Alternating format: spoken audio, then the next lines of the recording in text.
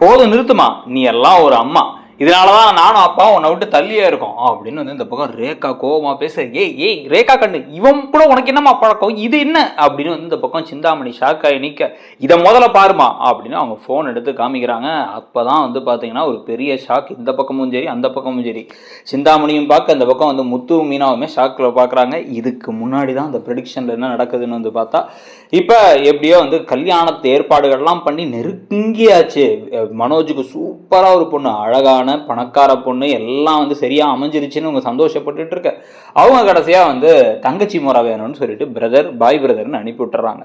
அந்த சோகத்தோட வந்து நிக்க, சோகத்தோட வந்து இந்த விஷயத்த விஜயா இப்ப பார்வதி வீட்டில் வச்சு சிந்தாமணி கிட்டையும் பார்வதி கிட்டையும் புலம்பிக்கிட்டு இருக்காங்க. புலம்பிக்கிட்டு இருக்க இதை ஃபுல்லாக வந்து கேட்டுட்டு அப்படியே சிந்தாமணி என்ன பண்ணுறாங்க, குடு குடு குடுன்னு நேராக கிளம்பி ரோகிணியோட வீட்டுக்கே போகிறாங்க. ரோகிணி வீட்டுக்கு போனால் ரோகிணி வந்து வீட்டில் இல்லைம்மா, ஏதோ வந்து வெளில போயிருக்காவ, ஏதோ வந்து லாயரை பார்க்கணுன்னா அப்படின்னோடனே, இது நாள் வரைக்கும் லாயர் இல்லாமல் தானே இருந்தா அப்படின்னு வந்து கேட்டோன்னே, இல்லை இப்போ லாயரை பார்த்து தான் ஆகணும், ஏன்னா இந்த நிலைமை ரொம்ப கைமீறி போகுது அப்படின்னு வந்து போயிருக்காங்க. ஒரு வக்கீல் நோட்டீஸ் அனுப்பி கல்யாணத்தை வந்து நிறுத்தணும், ஆரம்பிக்கும் போதே வந்து ஸ்டாப் பண்ணணும்னு என் பொண்ணு முடிவு பண்ணிட்டா அப்படின்னு சொல்ல, அதுக்கெல்லாம் தேவையே இல்லை, அவள் வந்தோடனே என்கிட்ட பேச சொல்லுங்க அப்படின்னு சொல்லிட்டு என் வீட்டுக்கு வர சொல்லுங்கன்னு கிளம்பி போயிடுறாங்க சிந்தாமணி. அவன் கிளம்பி வீட்டுக்கு போக, வீட்டுக்கு போனால் அதே நேரத்தில் தான் வந்து பார்த்தீங்க அப்படின்னா வந்து ரேகா வீட்டுக்கு வராங்க. வீட்டுக்கு வந்து என்னம்மா ஏதோ கால் பண்ணிகிட்டே இருந்தேன், நான் தான் ஒரு வேலையாக இருக்கேன்னு சொல்கிறேன்ல அப்படின்னு ஒன்று. வேலையாக இருக்க, சரி யார் கூட வேலை, என்ன வேலை, எதுக்காக நீ இப்போ இங்கே திடீர்னு போனதில்லை, என்ன விஷயம்னு கேட்க தான் கால் பண்ணேன், ஏன் ஒரு அம்மாவான அதை கேட்கக்கூடாதா அப்படின்னு சிந்தாமணி கேட்க, அதெல்லாம் நீ கேட்கலாமா, ஆனால் வந்து எல்லாத்தையும் நான் சொல்லணுங்கிற அவசியம் எனக்கு இல்லைல்ல, நீ என்ன வேணாலும் கேளு அப்படின்னு வந்து பேச, ஏன் இப்படி பேசுகிற அப்படின்னா, எனக்கு ரொம்ப கடுப்பாக இருக்குமா நீ பேசுகிற டோனு அப்படின்னு வந்து இப்போ சிந்தாமணி கிட்டக்க ரேகா கோவப்படுற அதே சமயத்தில் ஆன்டி அப்படின்னு ஒரு குரல் கேட்குது. திரும்பி பார்த்தா இப்போ உள்ளார வராங்க ரோகிணி.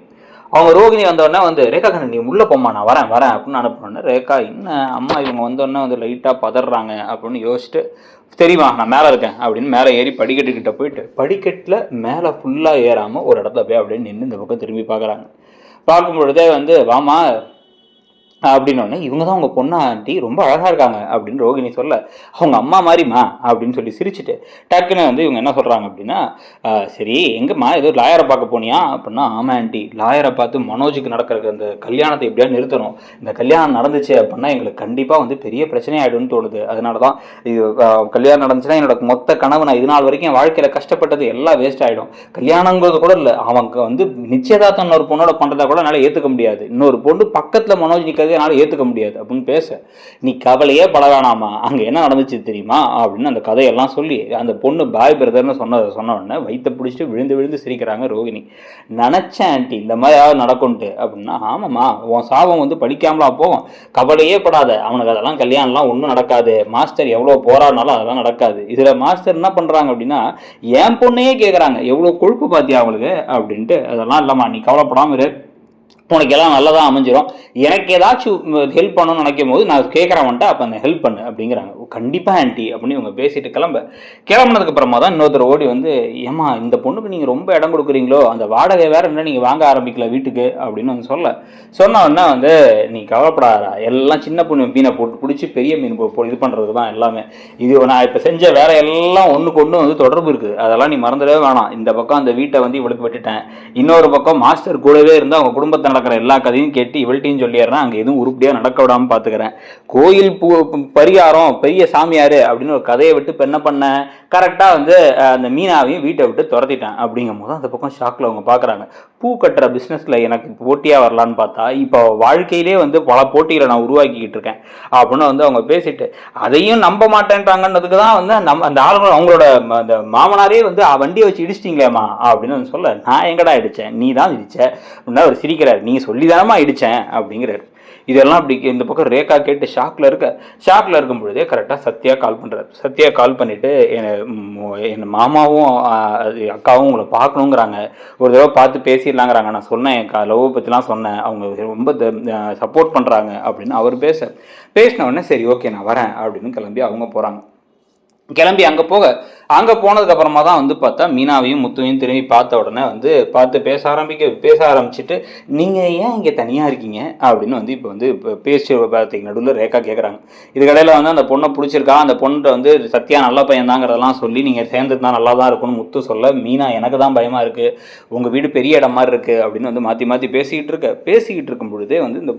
ரேகா திருப்பி கேள்வி கேட்டவுடனே மீனா வந்து எதுவும் சொல்லாமல் அமைதியாக இருந்தோடனே எல்லாம் ஒரு சாமியாரால் வந்துச்சு, எங்கள் அக்கா இருக்கக்கூடாதுன்னு சொல்லி வெளில துரத்தி விட்டாங்க. எங்கள் அக்கா வந்து இருந்தால் அந்த வீட்டில் மாமனாருக்கு ஒரு பெரிய தோஷம் இருக்குது, அவர் மாமனார் உயிர் போயிரும்னு சொல்லி யாரோ கிளப்பி விட்டாங்க அப்படின்னா கிளப்பியெல்லாம் விடலை. அந்த அம்மா ரொம்ப பவர்ஃபுல்லான சாமியாரம், அவங்க வீட்டுக்கே வந்தாங்க, அதுக்கப்புறம் அவங்கள போய் விசாரிச்சாங்க, வேற அத்தை வேற போயிட்டு அப்படிங்கிறாங்க மீனா. உடனே வந்து இப்படி யாராவது சொன்னால் உடனே நம்பிடுவாங்களா அவங்க வீட்டில் அப்படின்னு ரேகா அப்படியே லைட்டாக போட்டு வாங்குற மாதிரி கேட்க, இல்லை அப்படி நம்பலாம் இல்லை, ஆனால் அதுக்கு நடுவில் எங்கள் அப்பாவை யாரோ வண்டியில்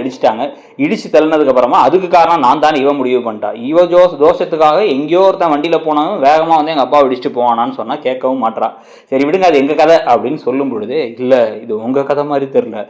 இது என் கதையும் சேர்த்து தான் நினைக்கிறேன், நான் சொல்கிற இடத்துக்கு மட்டும் இன்னும் ஒரு மணி நேரத்தில் வரீங்களா அப்படின்னு வந்து இவங்க சொல்ல, எங்கே அப்படின்னா வாங்க நான் சொல்கிறேன் அப்படின்ட்டு வந்து நேராக கிளம்பி இப்போ ரேகா அவங்க வீட்டுக்கு போகிறாங்க.